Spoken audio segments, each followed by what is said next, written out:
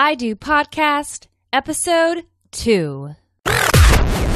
Welcome to IDoPodcast.com, where fun and inspiring relationship experts, therapists, and couples share tips and advice that will help lead you to a fulfilling and happy relationship. Let their guidance illuminate your path to happiness. Are you ready to create lasting love? And now, your hosts, Chase and Sarah. Hey everyone, we're excited to introduce our guest today, Jonathon Aslay. Jonathon Aslay of Understand Men Now is a dating and relationship expert, defender and protector of women's hearts around the world. He helps women transform from attracting Mr. Wrong and defining their Mr. Right. Jonathon, a successful entrepreneur, coach, speaker, and author of 2 amazing books, Understand Men Now, The Relationships Men Commit to and Why, and Online Dating Secrets Revealed. Jonathon lives in Southern California, has 2 teenage boys, was single, and recently met the love of his life on Facebook. Well, we've given our listeners just a little overview, so take a minute, tell us about yourself, how you got to be on this path of being a relationship expert. It's a very cool story, and why you enjoy doing it. Well, first, I want to thank you both, Sarah and Chase, for allowing me to be on your show. I was so excited when you asked me to participate, and when I heard your story, I was thrilled to be on here. So I wanted to start with a bit of gratitude and say thank you so much. Well, thank you, Jonathon. Thank you. Oh, well, so how'd my story begin? Well, I want to be honest. I was an insurance broker for what seemed like a lifetime, and I went through a divorce and found myself back out in the dating world. And it was so different from when I was dating way back when. And I was like, I'll be honest, I kind of became addicted with online dating. I became a serial dater, one date after another after another. In fact, my first year I went out on over 100 dates. Oh, wow. Really? Yeah. And really, they're meetings, so let's clarify. They're not real dates, they're meetings, because a real date happens when you want to ask them out the second time. But what was happening was along the lines was I was communicating with women in a way I hadn't communicated before. I became fascinated when they started to share their stories of their past relationships. All of a sudden, I wasn't really dating. I was actually just gathering information because I was thirsty to learn what would it take to create a better relationship. And in all these conversations with women, sometimes lasting 2, 3, 4, 5 hours a night, I'd never even met them. It was just connecting online, talking. All of a sudden, something interesting happened. They would call me up or email me and say, "Hey, Jonathon, I need your help. I've got this date with this guy I'm meeting next week. Will you check out his profile and tell me what you think?" So I go, "Okay, I'll check out his profile." And I went on his profile, and I go, "Well, I see this, this, and this, whatever I just caught my fancy at that moment." And they'd say, "Jonathon, I've been talking to this guy for a week. He's nothing like you described." I said, "Go on the date. Tell me what happens." Sure enough, they go on the date. The date would end. The car door would close. The frantic text message in bold letters, "Jonathon, can you talk?" It could be a Thursday night, 11 o'clock. "Can you talk?" And I'd get on the phone with them, and they go, "You know what? He was exactly the way you described." And Sarah and Chase, this wasn't happening just once. This was happening over and over and over again. And I realized I kind of had a knack for what I call profiling guys. And are you familiar with the FBI and how they have profilers for serial killers? A little bit. So I can profile serial daters, serial monogamous, nice guys, bad boys, and the guy looking for a serious committed relationship. So I said, you know what? Everyone says write a book. So I wrote my first book, Online Dating Secrets Revealed. And I put it up on a website. I put together a little tab for coaching saying I can help you with dating and relationships and understanding men. And all of a sudden, I threw my insurance career out the window, started to follow my passion, helping women attract love in their life, understand men, and ultimately create partnership just like the two of you have. So that's kind of my path to this journey of becoming a dating relationship coach for women. Well, that's an awesome story. It's pretty cool how you got where you are. Thank you. Well, our topic today is how long do you wait for a guy? Now, Chase and I can really relate to this topic because I waited for him for quite some time, but we can talk about that later. Okay. So the million-dollar question for all my ladies out there. How long do you wait for a guy, Jonathan? That's a great question. How long do you wait for a guy? And I guess that has many facets to it, because what are we waiting for? Is it waiting for him to pop the question to get married? Is it waiting for commitment? Is it waiting for exclusivity? There's kind of a couple different layers of, relationship, I'll call it, kind of doors to commitment. And so I'm a firm believer that in the beginning stages of dating, that if you're going to be intimate physically, then I think it's fair to, desire exclusivity and monogamy. So that's one level of commitment. And if a guy can't kind of, declare that level of commitment, I wouldn't wait too long for him. I wouldn't put a lot of stock into that guy that can't make that first level of commitment. After that it changes. And I'm going to give you kind of the understand men perspective. Men rarely can make a full-blown commitment until they feel solid in their own life and they feel grounded. And the more solid and grounded they feel, the more they are attuned to their purpose in life and really have a clear path of where they're going, it's going to be very difficult for them to take on, someone else along the path. So much of this has to do is how secure is he in who he is and where he's going in his life. And so the question I ask women is, how long do you want to wait? Because if your desire is strictly a level of commitment and not a level of partnership, then you're already going to lose. If you have an agenda that it's all about getting and when I say commitment, getting the ring, if your agenda is about getting the ring, you will lose. It will, look at the divorce rate is 50%, and quite frankly, for those getting married, in their 20s, it's more like 70%. So if you're really in a rush to get somewhere, and it's all about that and not about creating partnership, then you're going to lose, most likely. So really, the time, there is no time limit to creating partnership. We have a lifetime to create partnership. So it depends on where you're coming from. Is it coming from a need? In other words, you have a desperate need for it, or is it coming from a place of desire? And I wouldn't want you to wait if it's coming from a place of need. A lot of that stuff, I think, really resonates with both of us, and you talked about a lot of it was from the male perspective, and personally, Sarah and I were together for 5 years before I proposed, and there's a lot of things going on there, and one of them that you touched on was being secure in your future, and that was something I think that might have been holding me back a little bit. Is we're all on a journey to find out who we are, and I was on that journey, but I wasn't sure where it would lead, and maybe that was sort of my fear of commitment to bring Sarah on that journey. Men struggle with this area because men typically identify themselves with their professional life and who they are. And we also know that being the provider, protector, our caveman instinct is how can we provide for our mate a cave if we're not secure in where we're at, or at least we don't feel it in that way. So I'm going to take it a step further, Chase, because a lot of, what I just talked about really has to do with career. But I'm going to take it one level further because you said journey, and really it's about, for a man, it's his journey to his purpose. What is his purpose here on this planet? What is he really meant? What is he here and meant to do? And most men identify it with their work, but I want to take it to a whole nother level because I know I'm here to help serve. And I'm here to help serve, in particular, help women heal their past relationships and certainly attract love.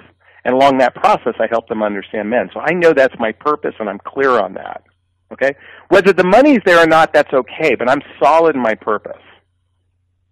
And I think many men in their 20s, in particular 20s and early 30s, don't have any clarity on what their purpose is because they're basically newborn adults. After 18 years old, you just became an adult for the first year of your life. Mm-hmm. It takes a time. It takes experience before you're really in a capacity to really know where you're going. Yeah, I think that'll really resonate with a lot of people. That's great information. Are there any signs, when you're talking to these women or they're bringing up their stories, that the ones that are already in a committed relationship but are looking for that ring, are there any signs that the partner or the man will not pop the question? Is there anything that the women can look for that shows that it will never happen? Oh my God, such a great question. Thank you, Sarah. I think right off the bat, a couple signs is he's uncertain. He just lives in a space of uncertainty. It might be, one of the signs might be he's changing jobs all the time. He's not clear on where his purpose is in life. He's not clear on his direction. And realistically, a man, just like Chase, he needed to feel that space of there's ground underneath him before he can ask the question. If the guy you're with ground is always shaky, chances are he's not going to be in that space of really, and I'm saying authentically wanting to get married. I'm not talking about forced into getting married, okay? So I want to say he genuinely, authentically wants to pop the question. Most likely there's a lot of trauma and transition in his life.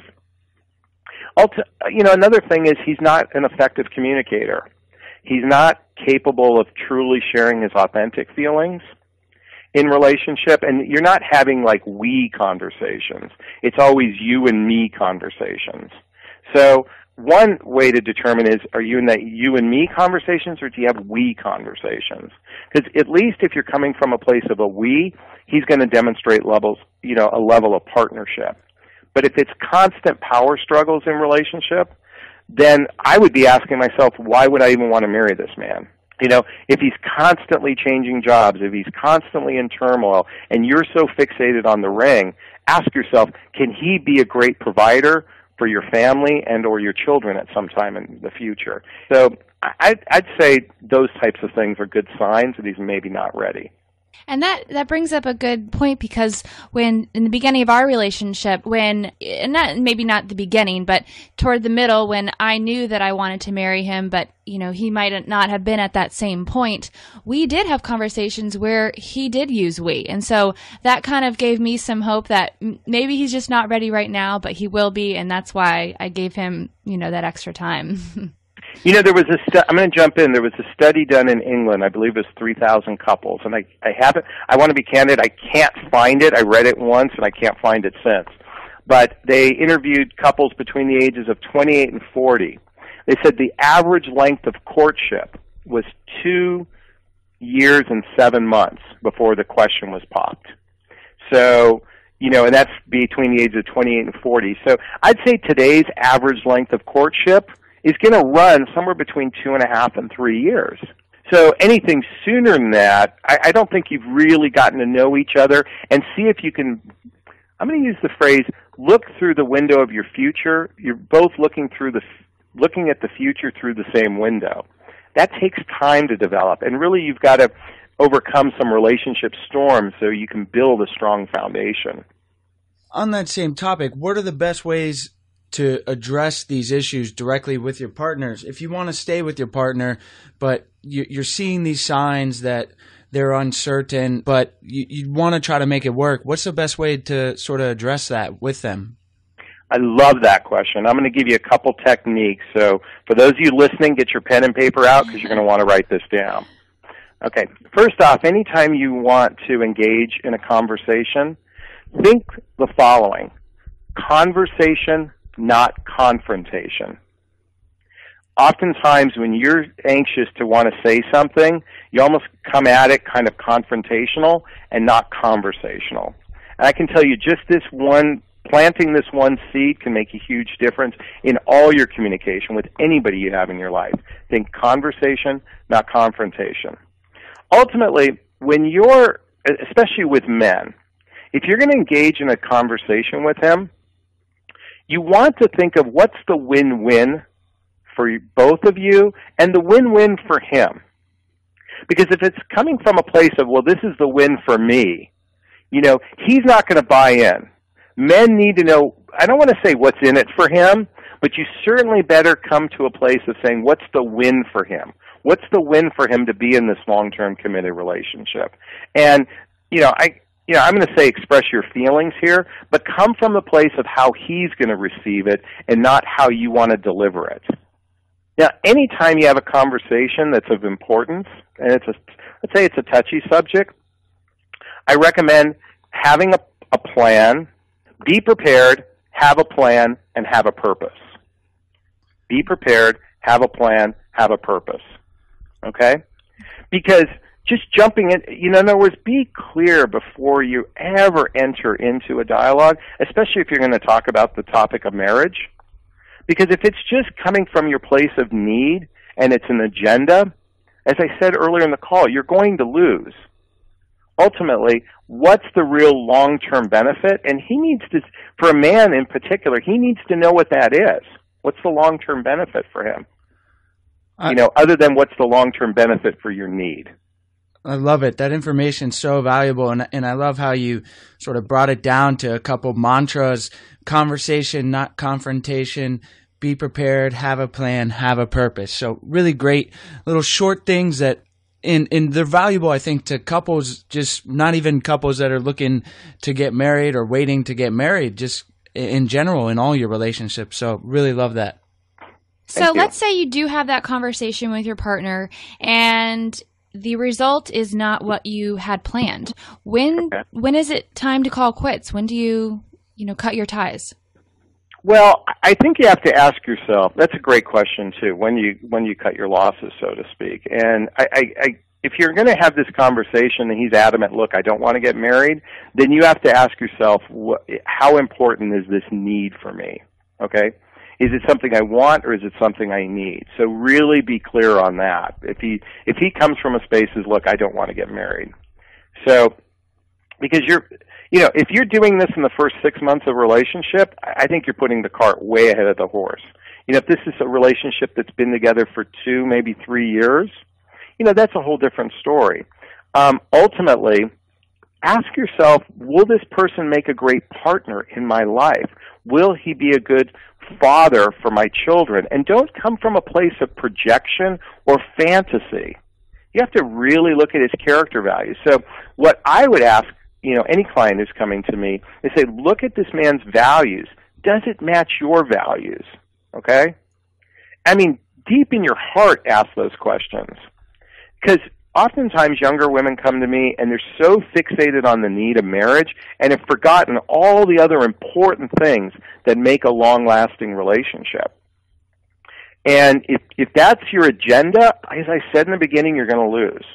So do you match in values? I think a fair amount of time in today's world is somewhere between 2 and 5 years to be in a relationship. But again, does he meet your values? Can you build a future with this person? But that's a tough one. If you're in okay, here's the other thing. If your relationship is happy, fun, and engaging and there's regular sex, let me tell you something. Men will nest. N-E-S-T. They will nest, okay? Sometimes they have to, be in a space of loss before they fully commit. And so I'm not suggesting playing games and break up, for men to be in that space of loss. But they have to, some men need to feel that loss before they fully jump in. And you kind of have to go with your heart on this one. So it's almost as if you need to kind of show them what they have and make them realize it before they actually do. Is that what you're kind of saying? Yeah. One thing I do with my partner, and I highly recommend this in all relationships. In fact, I should have added this when I said this about the conversation, not confrontation. Whenever we're having a little bit of a challenge our relationship, we express gratitude before we ever begin a conversation. We express 5 things we're grateful for. But what I highly recommend all couples do is every morning or every night absolutely sit with gratitude. Express 5 things that you're grateful for. Because if the guy you're with can't recite any, he's either, taking you for granted or he's just not grateful. And ultimately, men who really go the distance are men who look at you and say, damn, I got the better end of the deal. Okay? That's the guys that go the distance. Okay?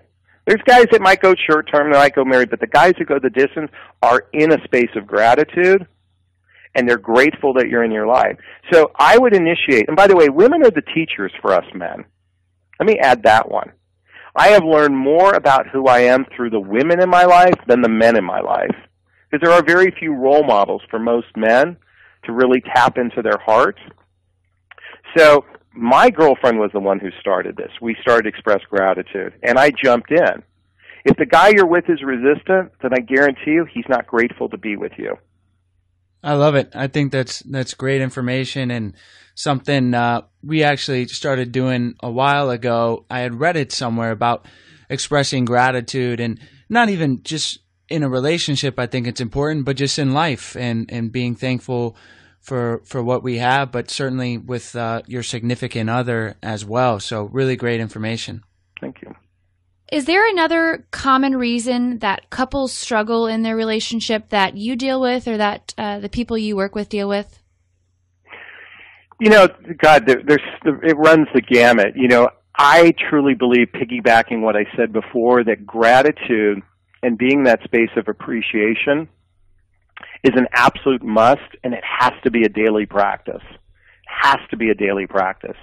Ultimately, one of the other core issues I see is that, you know, neither men or women are accepted for who they are. Okay, accepted at who they are in their core. One of the things I love about my partner is she accepts me in my places of shame.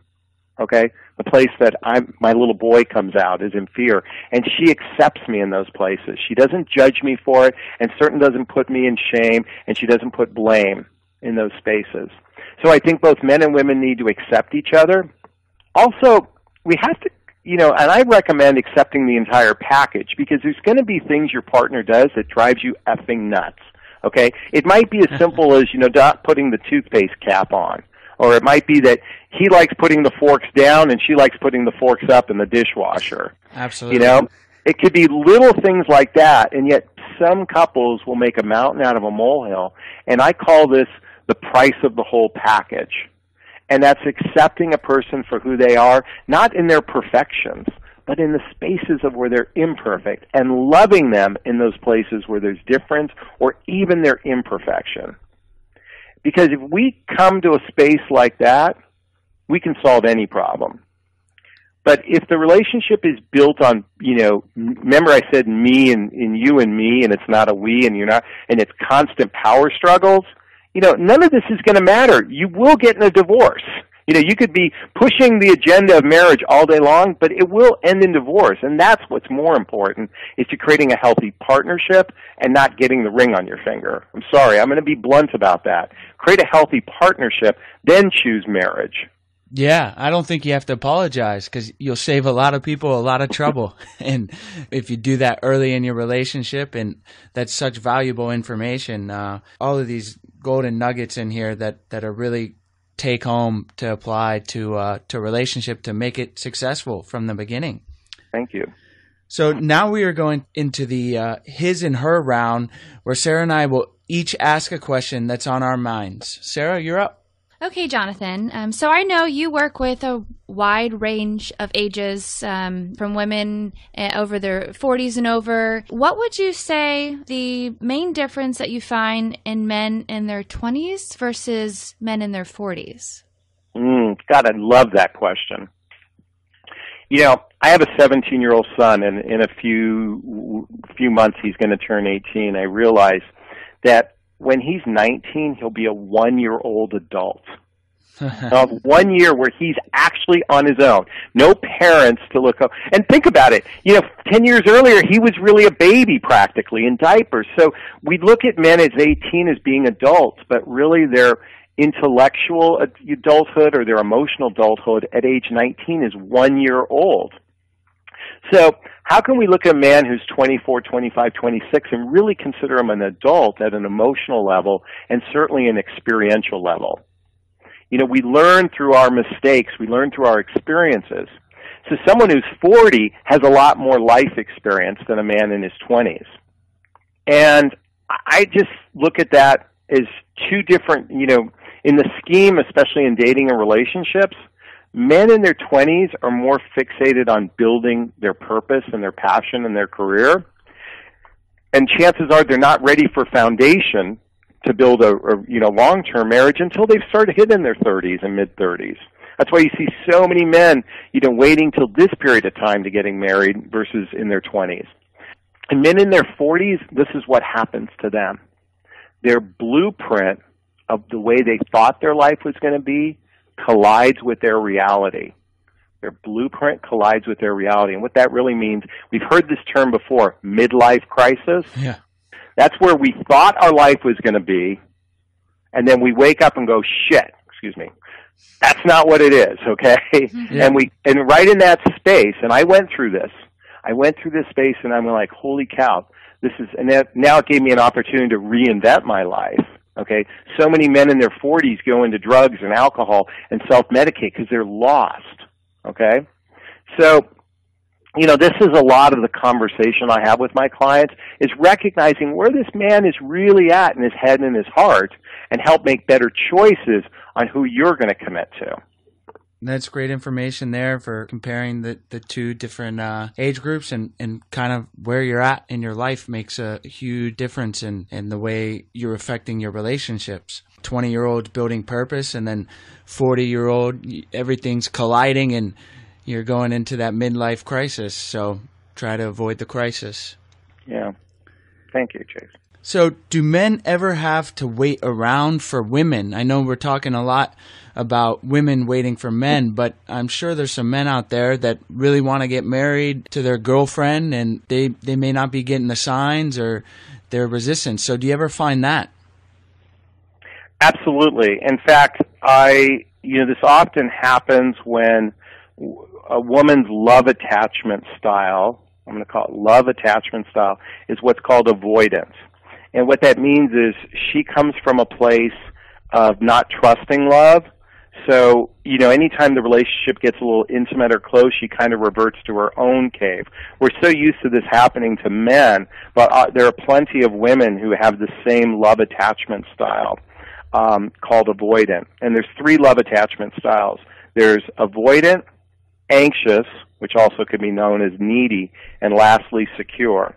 Almost everybody thinks they're secure, but quite frankly, they're usually one of the 2 others, okay? Avoidant means you don't trust love, and anxious means you're needy, so you freak out the minute a text isn't returned in a nanosecond. So I'm sure you're familiar with that. So for that woman, I think what she needs to feel mostly is a safe place to land. Can you be steadfast? Can you be resolute? Can you be roasting marshmallows outside the cave when she's in her cave? And all she's really looking for is that you're a strong man. You can hold the space, And whenever she's in her space of maybe even going off, it's, sweetheart, give it to me more. I can take it all. She's looking for that man that can step up and not cower. And if you're a guy who cowers, then she's never going to trust love. I love it. Great information. I love the caveman analogies. Thank you. They're great. So now it's time for our favorite part of the interview, the lasting love round. Yeah. We'll ask you a series of questions, and you'll respond with even more great information to help set the foundation for a lasting relationship. We love it. Our listeners love it. So, Jonathan, are you ready to help us build lasting love? I'm in it. I'm with you. Love it. Okay, Jonathan, what's one thing couples can do on a daily basis to help improve their relationship? I know you mentioned express gratitude daily. Is there anything else that you can add to that? Oh my God, I got so much I can add to that, and I'm going to kind of take something from my beloved's book. Her name is Dr. Sherry Myers, and I'm going to take a passage from her book, and that's called the 3 A's. Okay, the 3 A's. And that's attention, affection, and appreciation. Attention, affection, and appreciation. We just talked about gratitude, which is appreciation. But how often, one of the things my sweetheart and I do every day is just, 3 little kisses in the morning where we look each other's eyes and connect. Because she usually gets up a little later than I do, and I'm on my computer, but we give ourselves that space to give each other attention and affection in that moment. And I highly recommend that. And even when you're saying goodbye, let's say you're leaving for work, a 20-second kiss before you take off, but really be present. Okay? Not just as a, if you're doing it as a habit or, just to get it over with, it doesn't count. It counts when you're present. So 20-second kiss. I guarantee if you do just a couple of these simple things, you're going to be so much better off than those who don't. That's great. I love it. The 3 A's. So is there a book or resource you recommend for couples? You know what? I hesitant to share this, but I want to anyway, because I just mentioned a moment ago my sweetheart book. Her name is Dr. Sherry Myers, and she wrote the book Chatting or Cheating.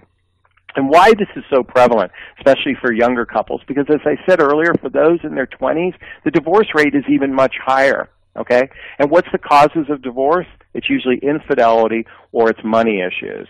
And she wrote a book, Chatting or Cheating, which helps kind of uncover infidelity, but the real nugget in this book is the last half of it is all about building a lasting, strong, affair-proof relationship.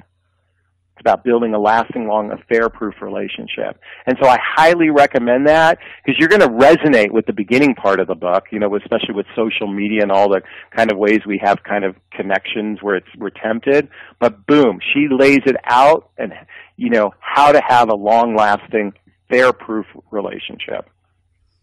Awesome. That's great. That's a great resource, and we'll definitely have that available for our readers on idopodcast.com. So, Jonathon, we're getting married this year.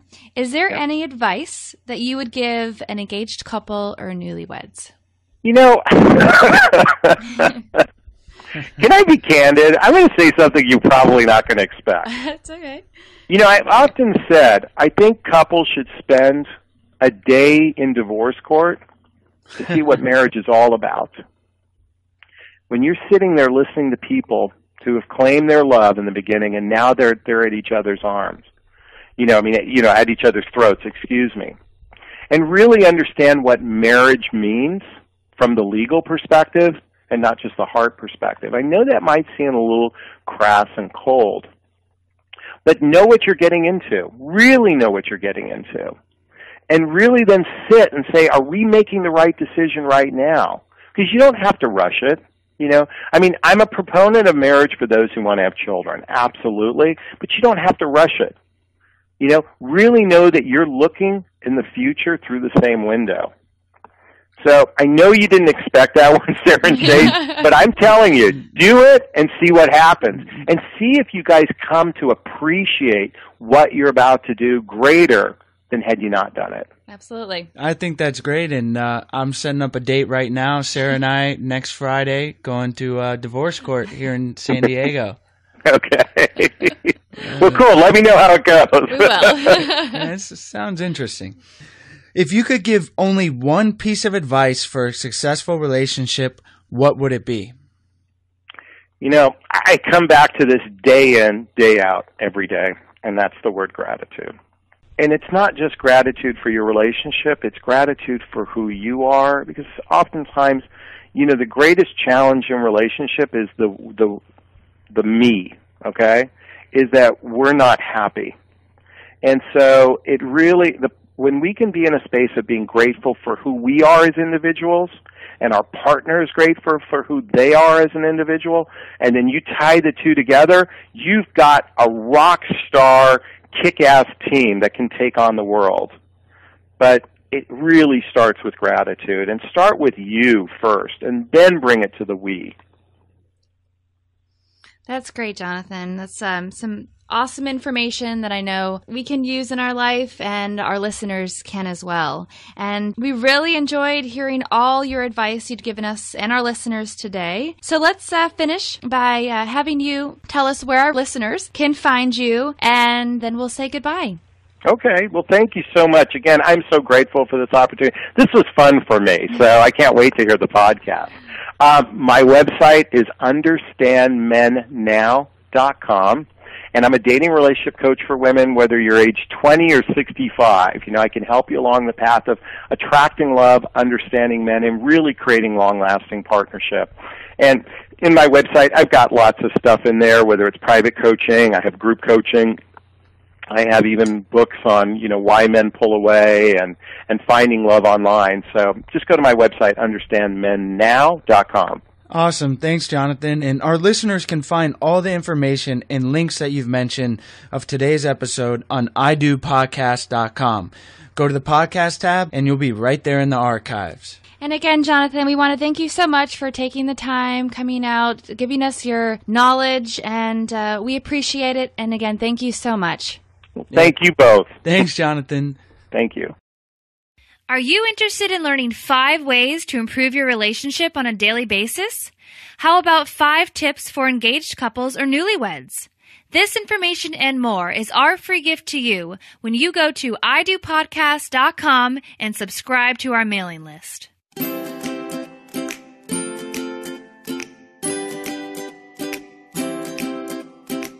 Thank you so much for joining us today on I Do Podcast. Head on over to idopodcast.com for full recaps of every show, relationship resources, tips, and advice. Your path to a successful and lasting relationship awaits you. Are you ready to create lasting love?